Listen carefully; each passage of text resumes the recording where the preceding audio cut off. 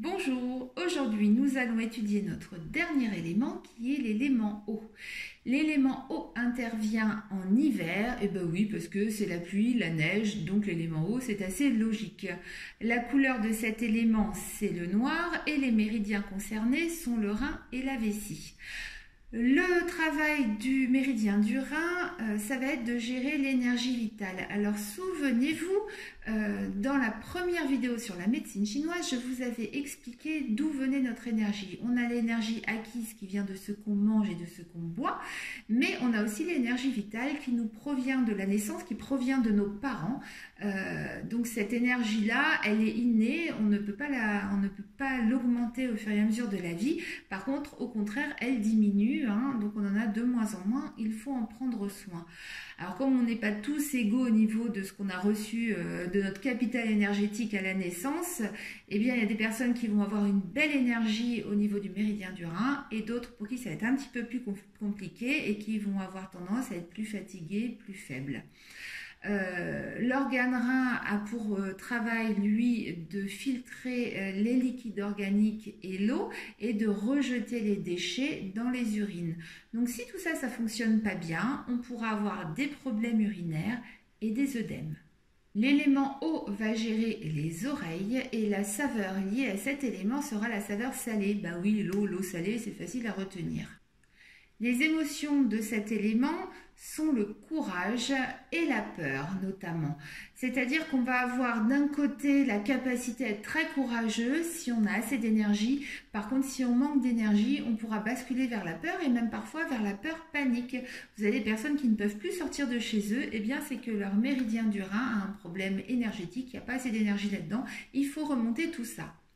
Donc si tout va bien dans notre élément eau, on sera courageux, on aura confiance en soi et on éliminera bien l'eau de nos tissus. Au contraire, si ça ne va pas, on aura tendance à aller vers la peur, à faire de l'œdème, à gonfler, mais aussi à avoir une certaine rigidité vertébrale puisque le méridien de la vessie part des yeux, passe par la tête, gère tout le dos jusqu'au doigt de pied. Alors c'est le plus long, donc ça, celui-ci, s'il est encrassé, c'est la catastrophe. Il peut donner des migraines, il peut donner mal au dos, des problèmes de sciatique ou mal même au petit doigt de pied.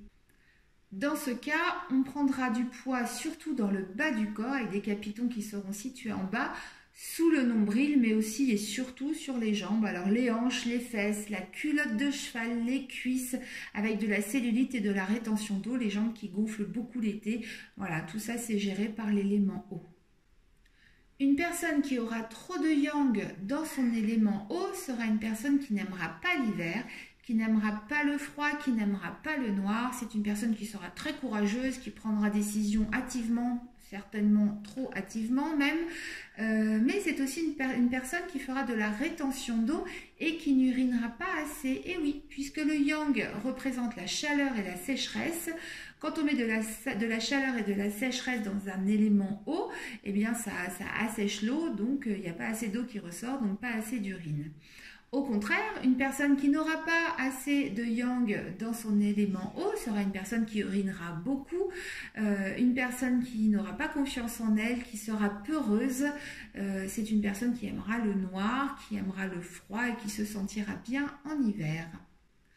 Pour chouchouter votre élément eau depuis chez vous, comment pouvez-vous faire ? Eh bien, vous pouvez déjà limiter le sel, surtout si vous faites de la rétention d'eau, prendre du ginseng pendant l'hiver et il va falloir chouchouter votre méridien du rein. Alors pour ça, je vous donne toujours des astuces au cabinet.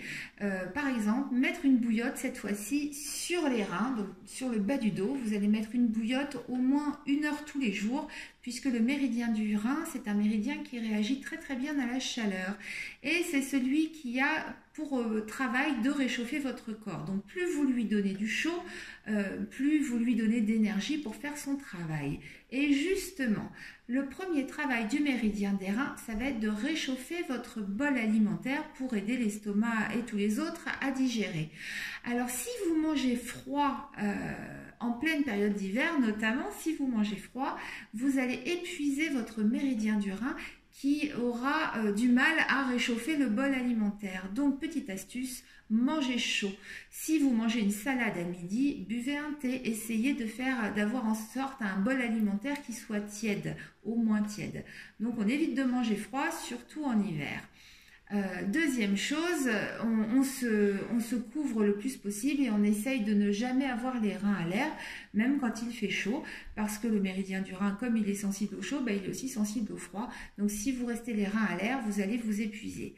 Donc mangez bien chaud pour éviter le coup de pompe l'après-midi, couvrez-vous bien, mettez du chaud sur vos reins, buvez chaud toute la journée et vous allez voir, ça va très bien se passer.